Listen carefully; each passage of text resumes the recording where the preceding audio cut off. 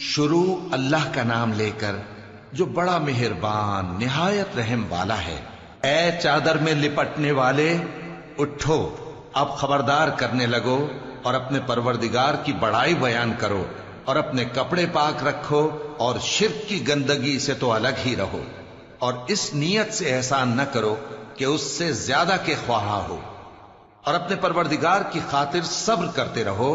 پھر جب سور پھونکا جائے گا تو وہ دن مشکل کا دن ہوگا، یعنی کافروں پر آسان نہ ہوگا۔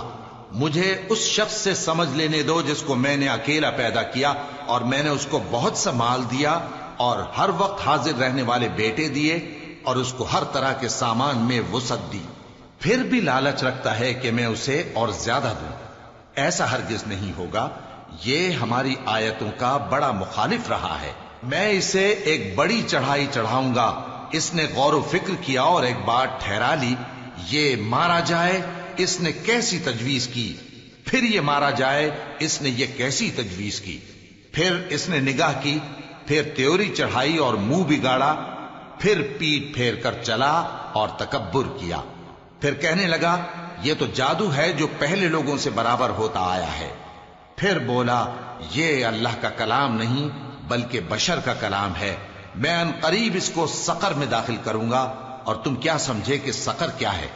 وہ ایسی آگ ہے کہ نہ باقی رکھے گی اور نہ چھوڑے گی، اور بدن کو جھلس کر سیاہ کر دے گی۔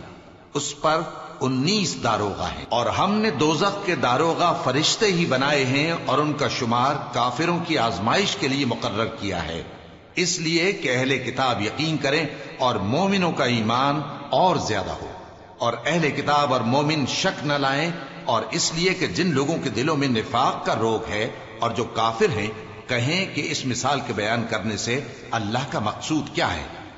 اسی طرح اللہ جس کو چاہتا ہے گمراہ رہنے دیتا ہے اور جس کو چاہتا ہے ہدایت دیتا ہے، اور تمہارے پروردگار کے لشکروں کو اس کے سوا کوئی نہیں جانتا، اور یہ قرآن تو بنی آدم کے لیے نصیحت ہے۔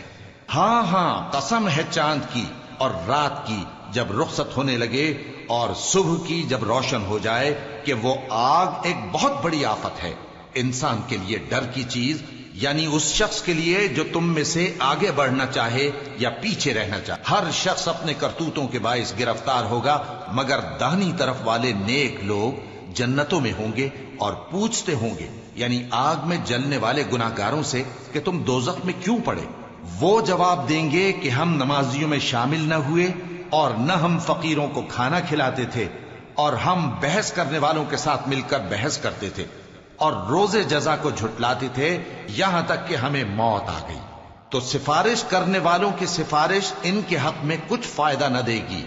ان کو کیا ہوا ہے کہ نصیحت سے روگرداں ہو رہے ہیں، گویا گدھے ہیں کہ بدک جاتے ہیں جو شیر سے ڈر کر بھاگ جاتے ہیں۔ اصل یہ ہے کہ ان میں سے ہر شخص یہ چاہتا ہے کہ اس کے پاس کھلی ہوئی کتاب آئے، ایسا ہرگز نہیں ہوگا۔ حقیقت یہ ہے کہ ان کو آخرت کا خوف ہی نہیں۔ کچھ شک نہیں کہ یہ قرآن نصیحت ہے، تو جو چاہے اسے یاد رکھے، اور یاد بھی تبھی رکھیں گے جب اللہ چاہے۔ وہی اس لائق ہے کہ اس سے ڈرا جائے، اور وہی معاف کرنے والا ہے۔